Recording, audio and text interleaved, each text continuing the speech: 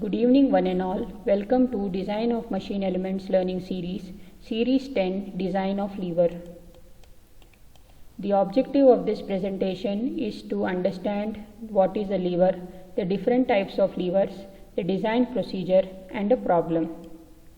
Lever is a mechanical device which is pivoted about the fulcrum. It is used to transfer or multiply forces. The F is the force or the load, P is the effort, L1 is the effort arm length and L2 is the force arm length. The important terms in reference to lever are ratio of load to effort F upon P called as mechanical advantage and ratio of effort arm to load arm called as leverage. Mechanical advantage is equal to leverage, which should be noted. Different types of lever. Type 1. In this type of lever, the fulcrum is located in between the force and the effort. Here are few cases. Case 1, when the effort arm length is less than the force arm length, then the mechanical advantage is less than 1. When the effort arm length is equal to the force arm length, then the mechanical advantage is equal to 1. When the effort arm length is greater than the force arm length, then the mechanical advantage is greater than 1.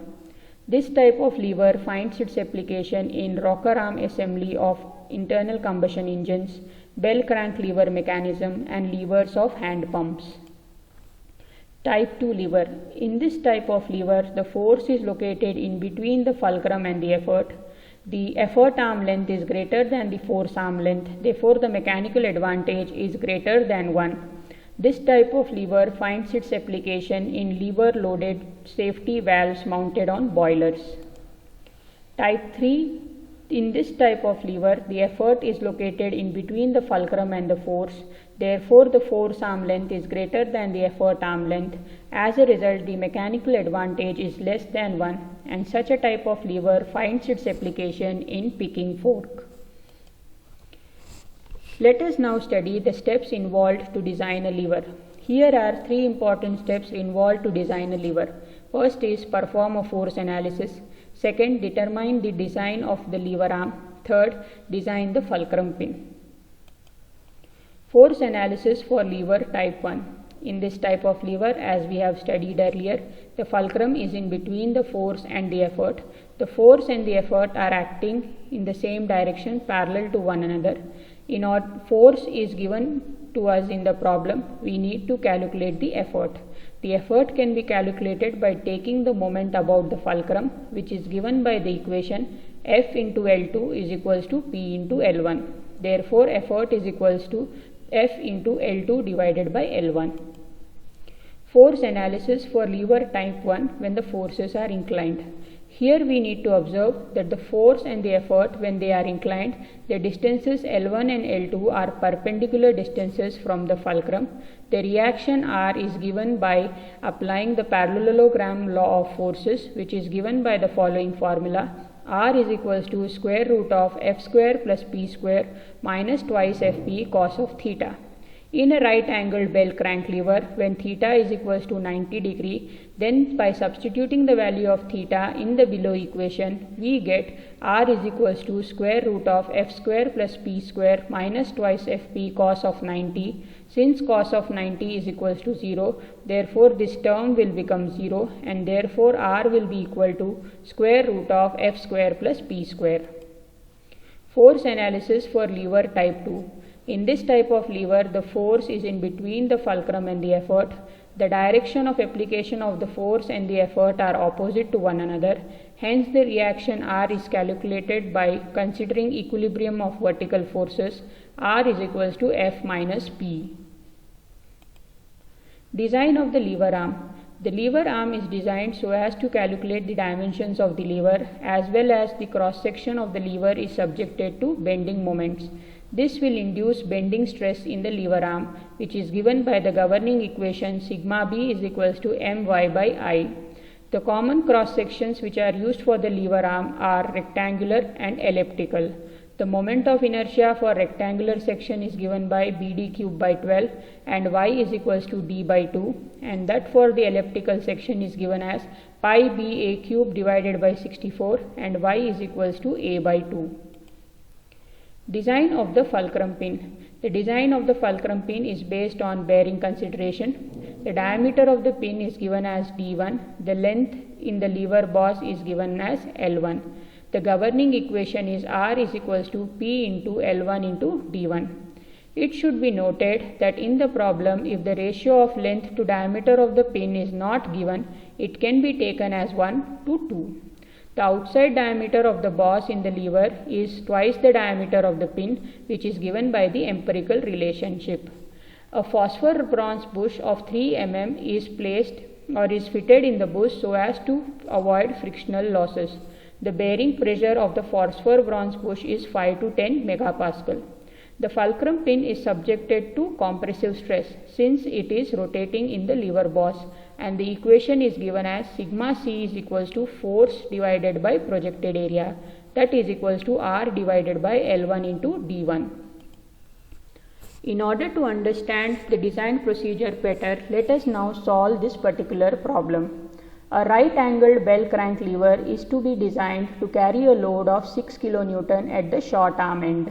The lengths of the short and the long arms are 120 mm and 480 mm respectively.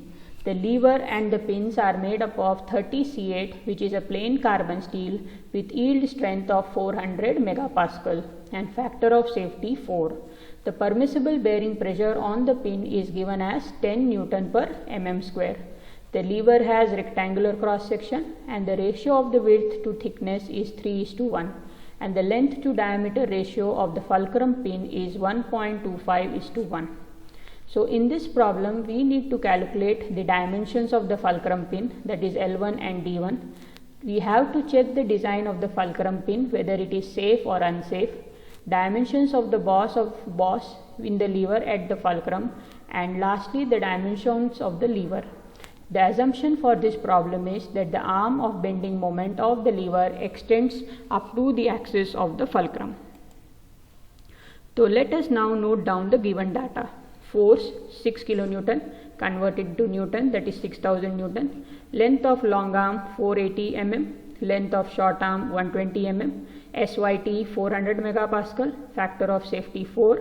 Bearing pressure small p 10 megapascal. D by B ratio 3:1, therefore D is equals to 3 times B. L1 upon D1 is equals to 1.25, therefore L1 is equals to 1.25 times D1. The first step is to calculate the permissible stresses for the lever and the pin. Sigma is equals to SYT upon FOS, that is equal to 400 divided by 4. Therefore sigma is equals to 100 Newton per mm square. Tau, that is the permissible shear stress, is given by the formula SSY divided by FOS, where SSY is the yield strength in shear, which is given by 0.5 times SYT divided by FOS. Therefore 0.5 into 400 divided by 4, the permissible shear stress is 50 Newton per mm square or 50 megapascal. The second step is to calculate the forces acting on the lever. The lever under consideration is a right angled bent crank lever, therefore the angle theta will be 90 degree.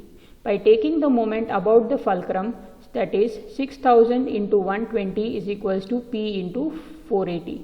Vertical force multiplied by horizontal distance, horizontal force multiplied by vertical distance. Therefore the equation for P will be equal to 6000 into 120 divided by 480. Therefore P will be equal to 1500 Newton. Substituting the values in the reaction equation, R will be equal to square root of F square plus P square. Therefore R will be equal to 6184.658 Newton. Step 3 is to calculate the dimensions of the fulcrum pin. The bearing pressure acting on the fulcrum pin given in the problem, that is small p, is 10 megapascal. R is equal to P into D1 into L1, which is the governing equation. Substituting the value of L1 upon D1 in the equation, we will get D1 is equals to 22.24 mm and L1 will be equal to 27.80 mm. Step 4. Check the fulcrum design.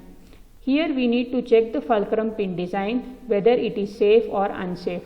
The fulcrum pin is rotating in the bush which is assembled with the lever, and it is subjected to double shear. Therefore, tau is equals to R divided by 2 into pi by 4 d1 square. By substituting the values, we get the induced shear stress as 7.96 megapascal.